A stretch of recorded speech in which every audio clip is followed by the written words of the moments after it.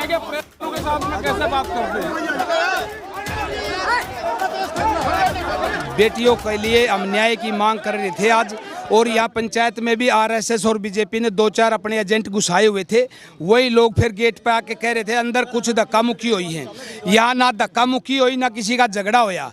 हाँ, बाहर हुआ था, नैरेटिव को बदलने की कोशिश हुई थी। 2-4 आरएसएस के बंदे भेजे हुए थे पंचायत में, वो खापों के चौधरी बना के भेजे हुए थे। वो बाद में आइडेंटिफाई कर लिए गए और उनको पंचायत से आउट कर दिया। हाँ, देश के लिए आज एक खुशी की खबर भी है, थोड़ी सी लेकिन हल्की है।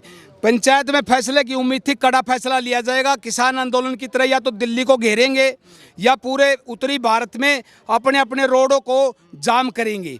इस तरह के फैसले की उम्मीद थी ताकि बेटियों को न्याय जल्दी से मिल जाए। लेकिन फैसला थोड़ा सा हल्का है। 9 तारीख तक का जो समय दिया है सरकार को, ये सरकार के लिए एक सुनहरी मौका है। 9 तारीख तक सरकार ब्रजभूषण को सलाखों के पीछे कर दे, नहीं 9 तारीख के बाद सरकार का बिल्कुल बैंड बजाया जाएगा। इसमें कोई दो राय की बात नहीं। लेकिन जो लोग निकले थे वो बाहर निकले थे, वो मीटिंग के अंदर ही थे और वहां से बाहर निकले नहीं। जो वहाँ शरारती तत्व थे, बैड एलिमेंट थे, वो निकाल दिए थे। फिर वो गेट पे आके ये अफवाह फैला रहे थे यहाँ धक्का मुक्की हुई है, झगड़ा होया है। इस तरह का कोई मतलब इस तरह का मैटर ही नहीं हुआ। हाँ, जो नैरेटर बदलाने वाले थे उनको भी भगा दिया गया। केवल और केवल ये पंचायत बेटियों के लिए थी। बेटियों से हटके, एजेंडे से हटके जो बोल रहा था उसको चुप करा दिया जाता था। क्या बोल रहे? बिठा एजेंडे से हटके यही गुमराह करने की कोशिश कर रहे थे भाई, मतलब खापों को मजबूत कराया जाए। इस दुख की घड़ी में, इस पीड़ा की घड़ी में खापों को मजबूत करने का समय नहीं है अब हमारे पास। अब तो है निर्णय लेने का, बेटियों को न्याय दिलाने का समय है। बेटियों को न्याय दिलवा के छोड़ेंगे, इसमें कोई शक की गुंजाइश नहीं है। हाँ, ये सुना है मैंने, कुछ लोग कल सूत्रों से पता चला है अमित शाह से मीटिंग करके आए हैं रात को। उन्होंने एक षड्यंत्र रचा है भाई, 1-2 दिन के अंदर ब्रजभूषण को गिरफ्तार कर लेंगे और पोक्सो एक्ट को एलिमिनेट कर देंगे। एलिमिनेट करके गिरफ्तार करने का कोई औचित्य नहीं। ये पक्की बात कह रहे हैं आप? पक्की, ये सूत्रों से पता चला है। हो भी सकता, can not and can not be, हो भी सकता है, नहीं भी हो सकता। अगर ये षड्यंत्र होगा तो इस हरियाणा प्रदेश में हर मोड़ पे रोड जाम किया जाएगा, धरने प्रदर्शन होंगे, विज्ञापन दिया जाएगा और कड़े से कड़े निर्णय लिए जाएंगे। आता हूँ आपके पास, कैसे देखती हैं आज के जो फैसले लिए गए? और फैसला लेने के लिए जब राकेश टिकैत बाहर निकले उस समय जो है वो नारेबाजी भी लगातार हुई, बाहर हाथापाई भी।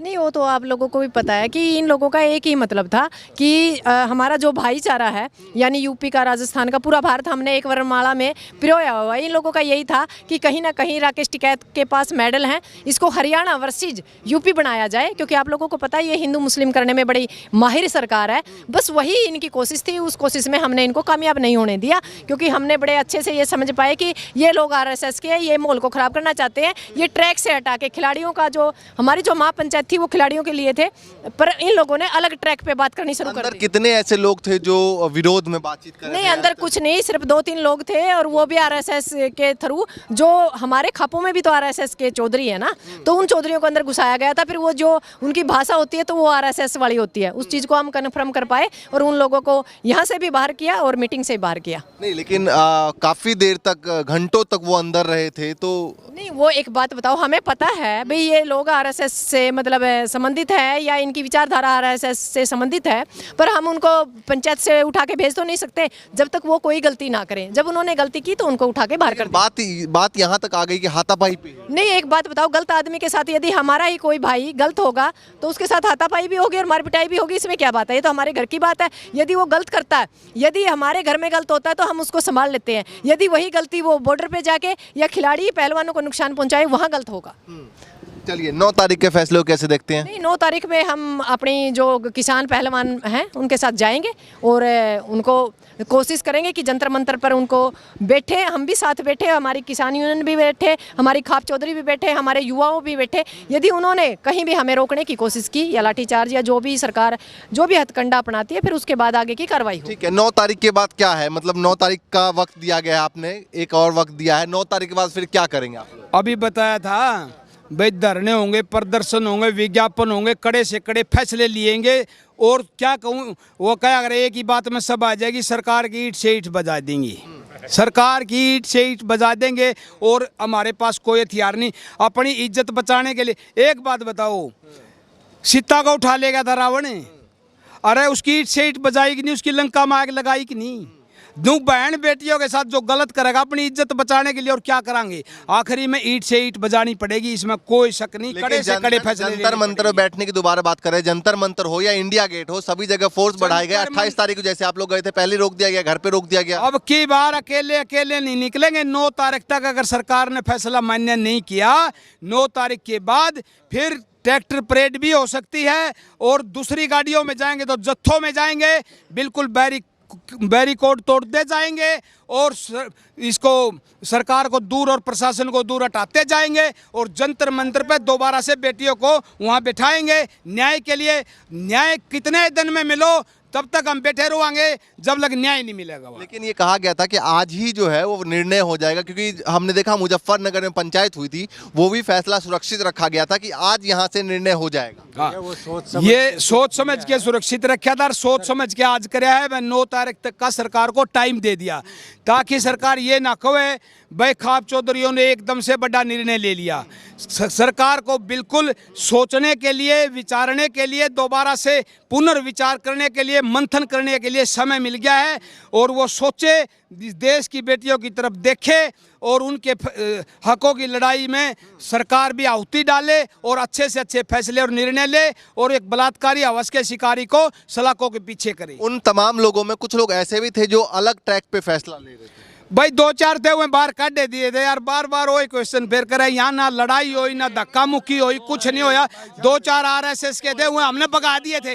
RSS और बीजेपी का जब भी पंचायत में घुसेगा, जब ये उसने आइडेंटिफाई होंगे उसको भगा देते हैं हम, उसको पंचायत खराब नहीं करने देते। पंचायत ये खापों की पंचायत है, इसकी एक परंपरा रही है। पंचायत से उन लोगों को नहीं बुलाया जाएगा, बिल्कुल नहीं बुलाया जाएगा, बिल्कुल नहीं बुलाया जाएगा और दिखाई देगा तो उसको उठा के वहां से भगा दिया जाएगा। हाँ, बिल्कुल हमारी परंपरा रही है। मैं बताता हूँ, मैं नौगामा खाप का प्रधान हूँ, डॉक्टर दलबीर सिंह। मेरे ही खाप की एक बार पंचायत हो रही थी, वहाँ 2 आदमी एजेंडे से हट के बात करने लगे, दोनों आदमी हमने भगा दिए। फिर एक मुद्दे पे 2 साल के बाद फिर पंचायत हुई, वो दोनों आदमी फिर आके बैठ गए।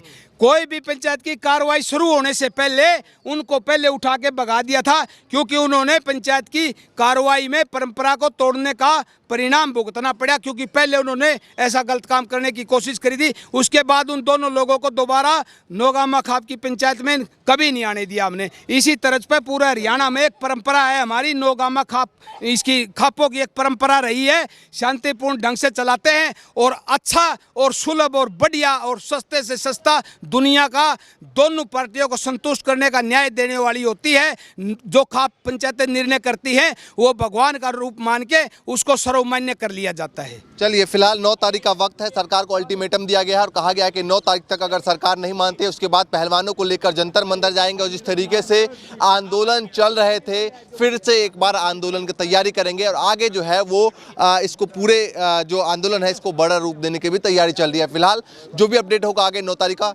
लगातार आपको देते रहेंगे। फिलहाल के लिए नमस्कार।